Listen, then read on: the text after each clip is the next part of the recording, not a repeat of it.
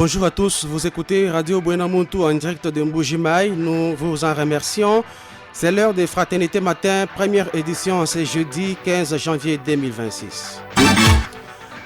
Avec vous à la présentation, Sabin Misakabumbuyi, avec moi en studio John Kankwenda, à la technique Herbert Chibanangandou, journal supervisé par Jean-Marie Moulumba, assisté de Bernard Kachama. Au sommaire ce matin, le pape Léon XIV a poursuivi hier son cycle de catéchèses sur les conciles Vatican II. Selon lui, Dieu parle à des hommes comme à des amis. Raffermissement des relations au doyenné de Kenankuna, les fidèles de cette juridiction se sont retrouvés hier pour leur messe d'ensemble à la paroisse Saint-Pierre et Paul Tchatchacha.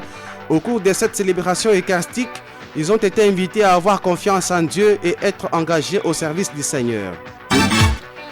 L'actualité à Mbujimaï, c'est la joie hier des élèves et enseignants des écoles Ntangalaja et Loabanya à Benachubabwa dans la commune de la Mouya qui vont désormais évoluer dans la commune de Dibindi plutôt, qui vont désormais évoluer dans des conditions acceptables. Ces écoles ont été remises officiellement hier après leur construction et modernisation grâce au financement de José Kalalawa Kalala. Et en nation, le président de la République a discuté avec la chef intérimaire de la MONUSCO au centre des échanges l'aggravation de la situation sécuritaire dans l'est du Congo démocratique et ses conséquences sur les populations civiles. Fraternité Matin, seconde partie à suivre la page météo, les sports. La finale de la CAN Maroc 2025 va opposer le Sénégal au Maroc. Les détails, c'est dans un instant. Et nous allons terminer par notre sélection du jour. Buenamuntu, c'est votre lieu de proximité. On est ensemble, c'est parti. Radio Télé Fraternité, c'est l'actualité à la vitesse du monde. À l'audience générale hier, mercredi, le pape Léon XIV a affirmé que Dieu parle aux hommes comme à des amis. Devant une foule de pèlerins de près de 7000 personnes dans la salle Paul VI, le souverain pontife a poursuivi la série des catéchèses annoncées sur le Concile Vatican II. Il est revenu sur la constitution dogmatique Dei Verbum, sur la révélation divine. Reportage Mariam Sandono. Non vi chiamo più servi, perché il servo non sa quello che fa il suo padrone, ma vi ho chiamato amici, perché tutto ciò che ho udito dal Padre mio l'ho fatto conoscere a voi. Je ne vous appelle plus serviteur, car le serviteur ne sait pas ce que fait son maître. Je vous appelle mes amis, car tout ce que j'ai entendu de mon Père, je vous l'ai fait connaître. Introduisant sa catéchèse, le pape a rappelé ces paroles de Jésus de l'Évangile selon Saint Jean. L'initiative de la révélation et de l'amitié vient de Dieu, a dit le Saint-Père, soutenant que le pacte entre Dieu et l'homme reste toujours asymétrique. Dieu est Dieu et nous sommes des créatures. Avec la venue du Fils dans la chair humaine, l'alliance s'ouvre à sa fin ultime. Dio ci rivela se stesso come alleato che ci invita all'amicizia con Lui. L'évêque de Rome a ainsi rappelé que Dieu se révèle à nous comme un allié qui nous invite à l'amitié avec lui. Dans cette perspective, la première attitude à cultiver est l'écoute. L'amitié avec Dieu est surtout un don et aussi une invitation qui exige une réponse, comme dans toute relation. Pour cultiver cette amitié, a-t-il conseillé, nous devons passer du temps avec Dieu dans la prière, qui se déroule dans l'intimité du cœur et de l'esprit. Voilà, c'était là les reportages de notre consoeur de Radio Vatican, Mariam Sandono, à l'instant dans votre journal. Du Vatican au diocèse de Mbujimaï maintenant, les fidèles du doyenné de Kenankuna ont été encouragés hier, mercredi, à avoir confiance en Dieu, quelle que soit la situation. Appel lancé par M. l'abbé Jean-Paul Mouya, vicaire de la paroisse Notre-Dame du Lac Monkamba, dans son homélie au cours de la messe d'ensemble à la paroisse Saint-Pierre et Paul Tchatchacha, se basant sur les thèmes « N'oublie pas », il a fait savoir à l'assistance que tout chrétien doit se convaincre que la situation qu'il traverse, qu'elle soit une crise, la pauvreté ou la maladie et tout autre, ne convient pas. Raison de plus de se décider comme Anne, de se rendre au temple pour prier Dieu en vue du changement des situations.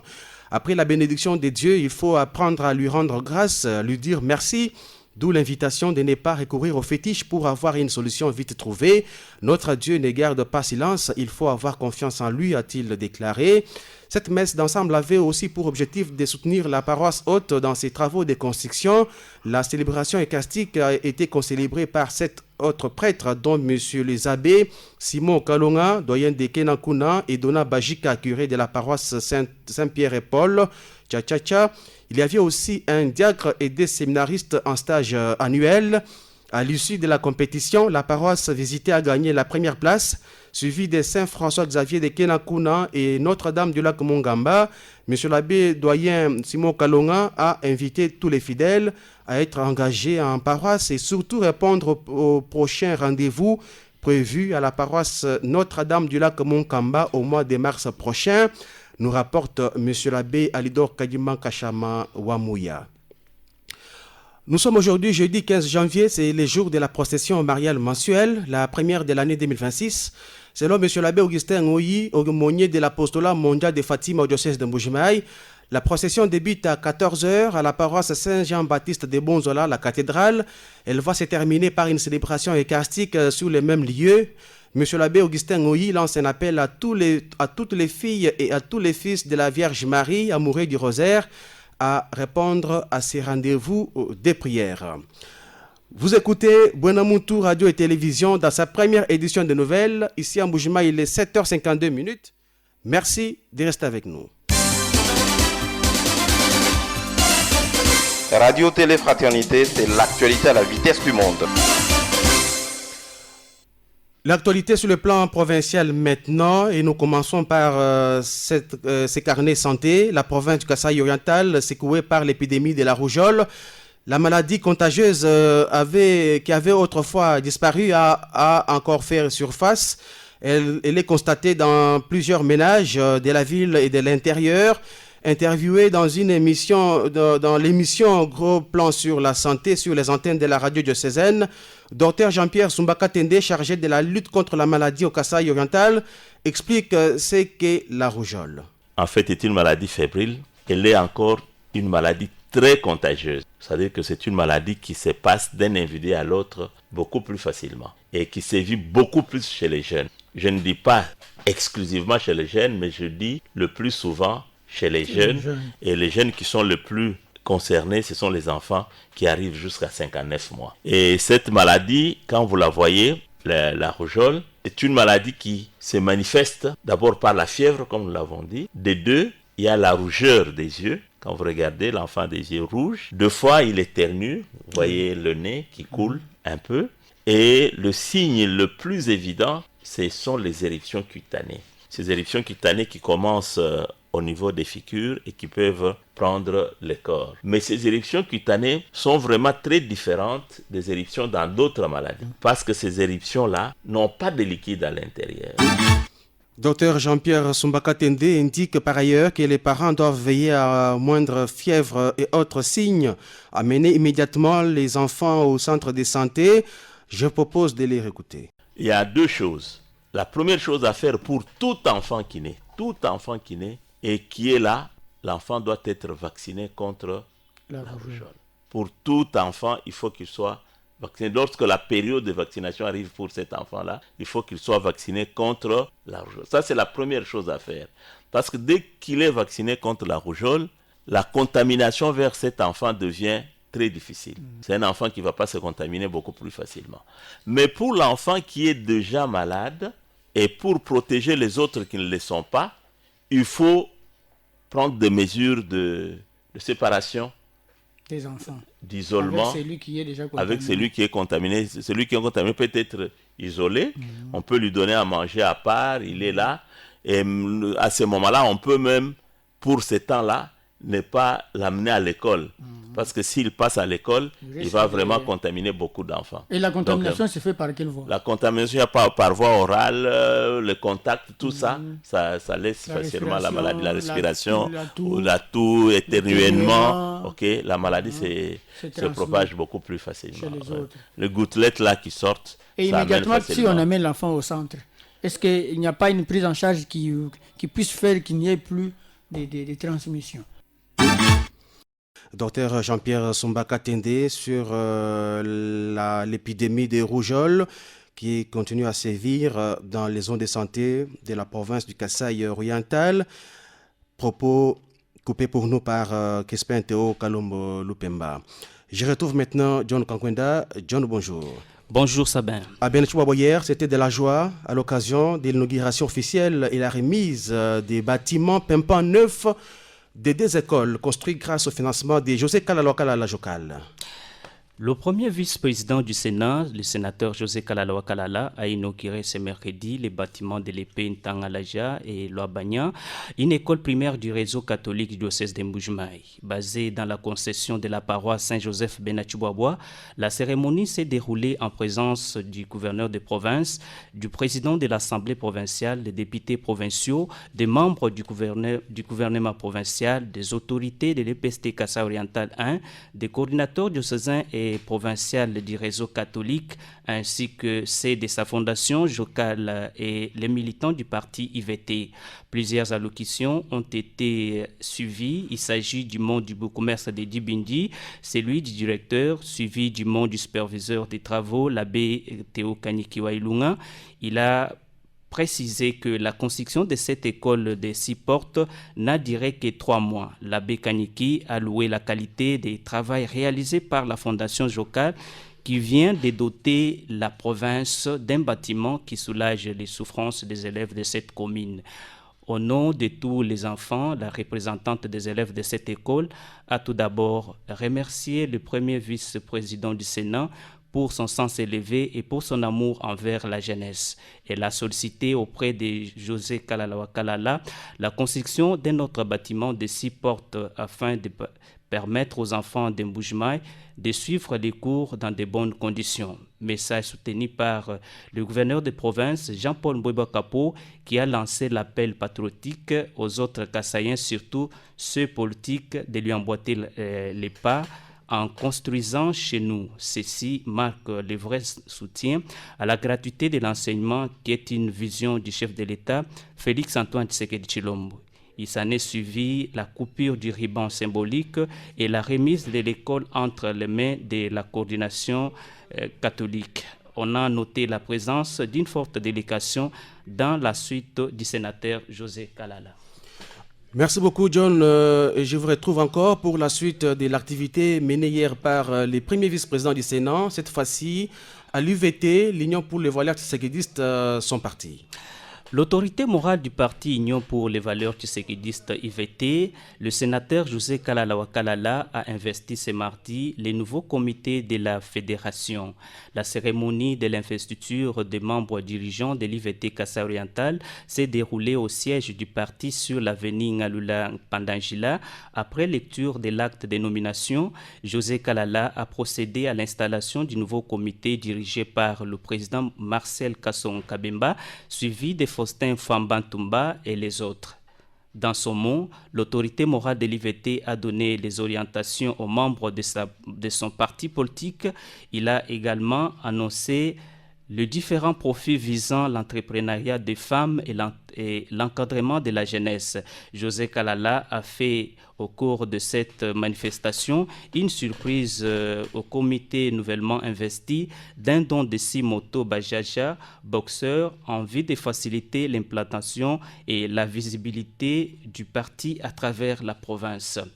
Pour sa part, le nouveau président de l'IVT Kassa Oriental, Marcel Kasson Kabemba, a eu des mots justes pour dire merci au patron de son parti. Il a promis, lui et son comité, de changer les narratifs du parti cher à José Kalala. IVT sera visible, IVT sera implanté et tout le monde parlera d'elle, a-t-il souligné. Marcel Kassonga a promis de s'engager afin de doter le parti d'une majorité parlementaire. On a noté la présence des partis politiques membres de l'Union sacrée.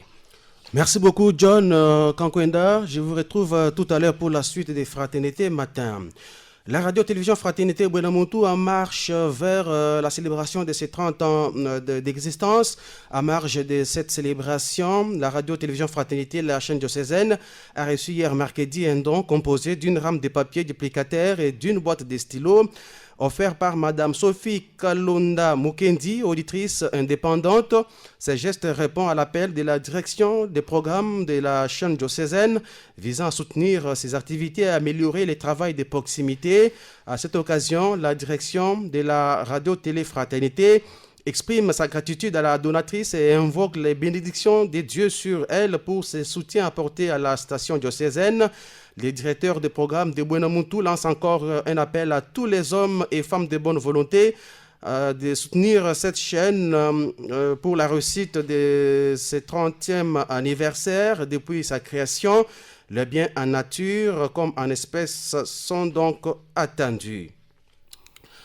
La directrice provinciale de la formation professionnelle du Kasaï oriental a restitué hier mercredi les assises de la conférence nationale annuelle de la formation professionnelle qui a porté sur la politique nationale de ces secteurs en RDC.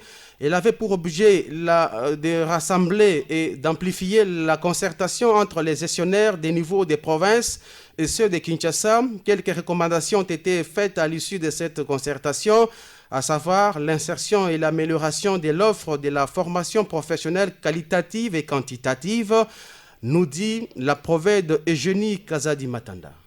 Pour la mise en œuvre de cette politique, il y a eu 4 axes stratégiques qui sont définis. C'est-à-dire nous allons nous exercer selon les 4 axes. Le premier axe, c'est améliorer l'offre de la formation professionnelle qualitative et pertinente. C'est-à-dire, nous devons étudier les besoins socio-économiques de notre province pour organiser des formations en rapport de ça, donc améliorer cette qualité. Deuxième axe, c'est améliorer l'insertion. La formation professionnelle ne doit pas former des chômeurs. Donc, à l'issue de la période de formation, les apprenants doivent nécessairement travailler. Ils doivent travailler soit en entreprise, soit l'auto-emploi. Donc, tous les acteurs du Kasaï oriental, en commençant par les autorités provinciales, politico-administratives, ils doivent accompagner la formation professionnelle. Eugénie Kazadi a souhaité voir les centres de formation de sa juridiction être transformés en entreprises de leurs responsables par leurs responsables et elle a remercié les participants d'avoir honoré ces grands rendez-vous qui est le tout premier pour l'année 2026. Et le tout s'est terminé par un jeu de questions-réponses et la prise de photos d'ensemble. La suite du journal, c'est avec vous, John Kangwenda. Que faire pour préparer les élèves à affronter l'oral d'anglais aux examens d'État? La question a intéressé la rédaction de Buenamuntu. Contacté ce mercredi, Constantin Mulamba Baloa a donné quelques techniques à mettre en pratique pour aider les élèves à s'en sortir. Cet enseignant d'anglais au collège Saint-Pierre demande à ses collègues de mettre l'accent sur la lecture des textes. Tout en saluant l'initiative, Mulamba Baloa reconnaît l'importance du défi à relever pour cette première expérience, étant donné que c'est un cours que les élèves négligeaient beaucoup. Il revient sur les dispositions prises afin de s'adapter à cette nouvelle réalité. Nous avons salué, nous nous sommes dit, nous, professeurs d'anglais, que c'était un pari gagné parce que depuis plusieurs années, quand on défendait nos mémoires, on se disait toujours que l'État congolais puisse prendre la disposition pour que l'anglais soit aussi à l'oral. Je sais que pour la première expérience, il y aura quand même une difficulté. Dans le sens que de toutes les années passées, comme il n'y avait pas l'oral d'anglais, les enfants n'avaient pas ces soucis-là. Des dispositions sont là. À partir de l'année prochaine, même nos provisions seront adaptées. On va mettre l'accent, par exemple, sur la composition, la rédaction. Déjà, à partir des premières, je conseillerais mes collègues professeurs d'anglais de penser déjà la composition à partir des premières, deuxième jusqu'en troisième. Parce qu'en 2030, il y aura la dissertation en anglais. Et si aujourd'hui, nous commençons à préparer les enfants qui sont en troisième à la rédaction anglaise, ceux qui sont en septième et huitième, la lecture et la rédaction des petits mots. Voilà, le calme est revenu depuis mardi dernier au groupement de Bakwa-Mpoka dans le secteur de Mukumbi, au territoire de l'Opatapata. C'est après l'inhumation du corps du garçon Ntumba, 2 ans révolu, qui s'était noyé lundi dernier dans la mine des diamants de Sodome à Malongo. Les pauvres suivaient ses parents qui travaillaient. qui travaillent. Descendus sur place, la police a traumatisé la population qui, pour éviter les représailles, s'était réfugiée dans la brousse et les villages environnants. Informée du retour de la paix, la population a regagné les villages et vague actuellement à ses occupations dans la quiétude, selon un auditeur de la radio diocésaine qui nous livre l'information. Les efforts pour atteindre les chefs de groupement sont restés vains. Inauguration mardi dernier du nouveau centre d'impôt synthétique de Miabi. Jean-Victor Ngeleka a suivi pour nous cet événement dans la suite de la Direction générale des impôts DGI. Suivons son reportage.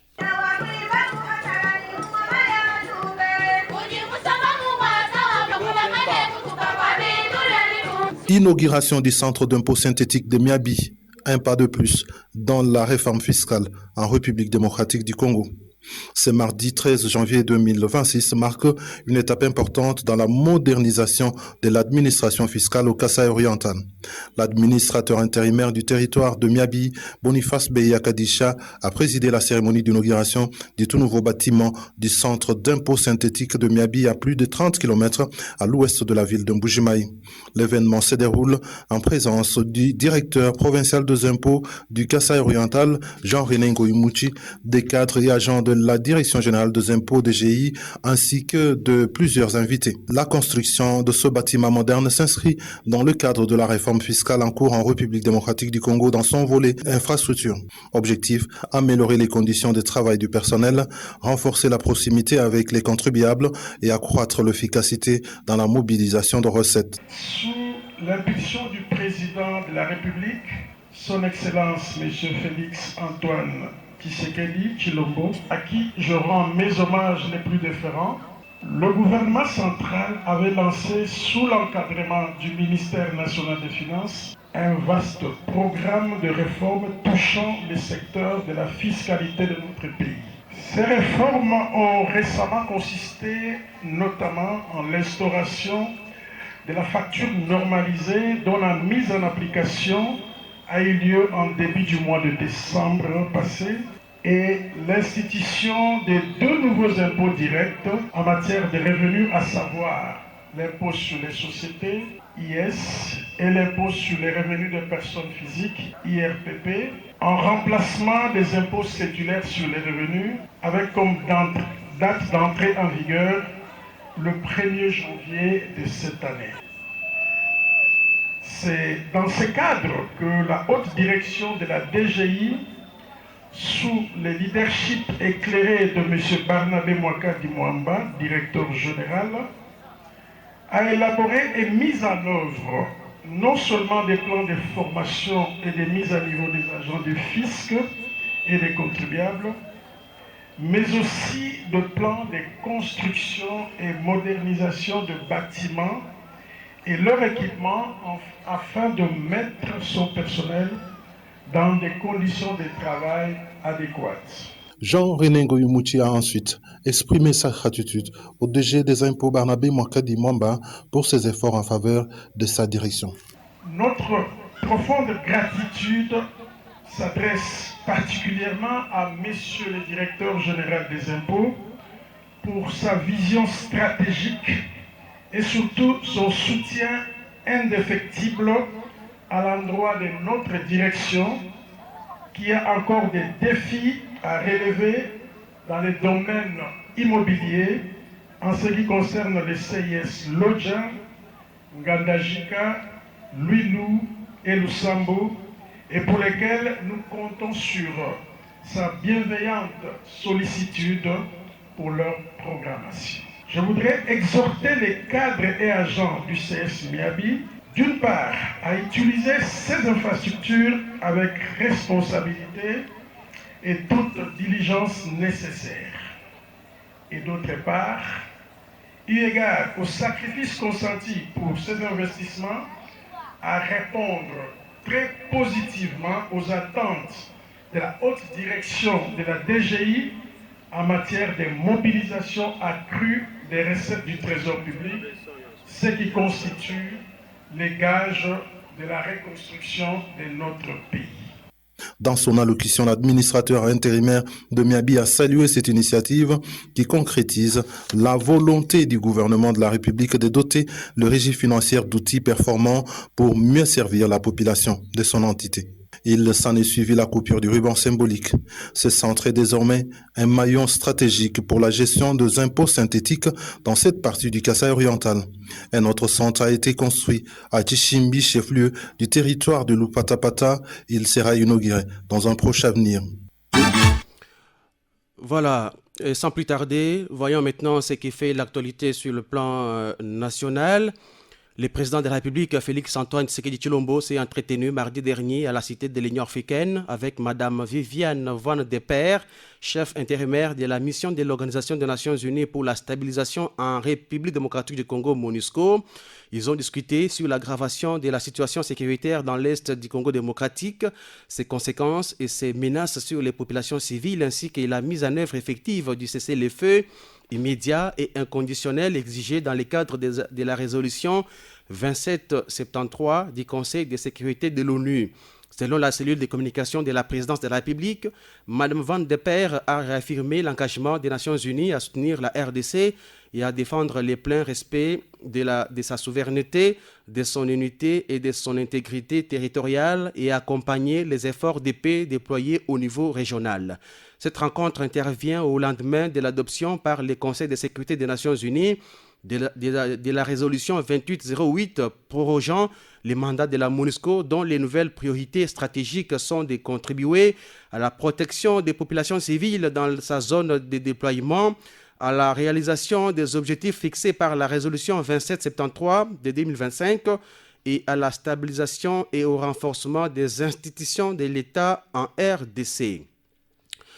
La Zambie et la RDC ont validé hier mercredi à Lubumbashi, dans la province du Haut-Katanga, les manuels de procédure du poste frontière à arrêt unique des Chaloué dans le cadre du projet Kasomeno-Kasenga-Chaloué. Ces deux parties ont fait une mise en commun après avoir travaillé pendant plusieurs jours de manière isolée. Lors des échanges, des experts ont chacun apporté un éclairage technique sur les contenus du manuel et ses implications pratiques.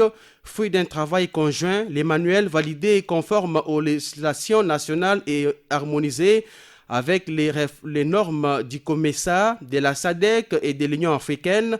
Ils visent à optimiser les procédures douanières, renforcer la coopération bilatérale et améliorer la compétitivité économique entre les deux nations. Fraternité Sport, le journal des sports. CAN Maroc 2025, la finale opposera le Sénégal au Maroc. Les deux nations ont validé leur ticket hier mercredi soir lors des matchs de demi-finale disputés respectivement à 18h et à 19h et à 22h heure de Mbujimaï. Le Sénégal a sorti l'Égypte par 1-0 en temps réglementaire. Le Maroc, pays organisateur, lui a obtenu sa qualification au tir au but 4-2 face au Nigeria. En temps réglementaire, le score était de 0 buts partout. La finale est prévue donc dimanche 18 janvier prochain à 21h, heure de Bakouadjichi. La petite finale, elle, va se jouer samedi entre le Nigeria et l'Égypte à 18h. En Linafoot, division 1 de la RDC, hier il y a eu 3 matchs. En groupe A à Lubumbashi, New Sogère a joué contre Manika. Vous aurez donc les scores dans nos prochaines éditions d'information. Et en groupe B à Kinshasa, OC Renaissance a eu raison des Dauphins Noirs par 1-0. Maniema Union a fait match nul face avec Club 0 but partout. Et de son côté, Sa Majesté Sangaba Lende se prépare déjà pour la manche retour de la Ligue 1. L'équipe s'est exercée pour la toute première fois dans son fief de cette saison. 48 heures après la boucle de la manche aller, les Anges Saints ont retouché au ballon l'après-midi du mercredi au stade Kachala-Bonzola de la Bodine 2. Une première cette saison dans leur fief naturel qu'ils ont regagné la veille en provenance de Kananga au Kasaï central. Selon les postes de la cellule de communication sur la page Facebook certifiée de l'équipe de Mbujimaï, au menu séjour, récupération pour les titulaires du match face à Chinkunku, exercice de pressing, sans ballon et précision devant les buts. Au cours de cet entraînement qui s'est terminé par une opposition en deux camps, question d'évaluer l'appréhension du jour, le staff technique a insisté sur la concentration, la discipline, l'implication et la détermination de tous pour cette manche retour décisive de la zone zonale Illico Cash Ligue 1. Une autre séance est programmée ce jeudi 15 janvier à 7h30, toujours au stade Kachala Bonzola. Fin de ce journal. Merci de l'avoir suivi. Au nom de toute l'équipe rédactionnelle, au nom de John Okankwenda qui était avec moi en studio, Herbert Chibanangandou était à la technique, Jean-Marie Moulumba et Bernard Kachama à la régie d'antenne, Sabin Misakabumboui, c'est mon nom. Nous vous disons sincèrement merci de votre attention soutenue. Avant de nous séparer, voici pour vous les rappels des titres. Le pape Léon XIV a poursuivi hier son cycle de catéchèses sur le Concile Vatican II. Selon lui, Dieu parle à des hommes comme à des amis. Raffermissement des relations au doyenné de Kenankuna, les fidèles de cette juridiction se sont retrouvés hier pour leur messe d'ensemble à la paroisse Saint-Pierre et Paul Tchatchacha. Au cours de cette célébration eucharistique, ils ont été invités à avoir confiance en Dieu et à être engagés au service du Seigneur. En Mbujimaï, c'était la joie hier à Benachibabwa dans la commune de Dibindi pour les élèves et enseignants des écoles Ntangalaja et Lobanya qui vont désormais évoluer dans des conditions acceptables. Leurs écoles ont été remises officiellement hier après leur construction et modernisation grâce au financement du premier vice-président du Sénat, José Kalala Wakalala. Le président de la République a discuté avec la chef intérimaire de la MONUSCO au centre de leurs échanges l'aggravation de la situation sécuritaire dans l'Est du Congo démocratique et ses conséquences sur les populations civiles. Seconde partie du journal, vous avez suivi la page météo et la page des sports avec la finale de la Coupe d'Afrique des Nations Maroc 2025 qui va opposer le Sénégal au Maroc dimanche 18 janvier à 21h. Radio Télé Fraternité, c'est l'actualité à la vitesse du monde.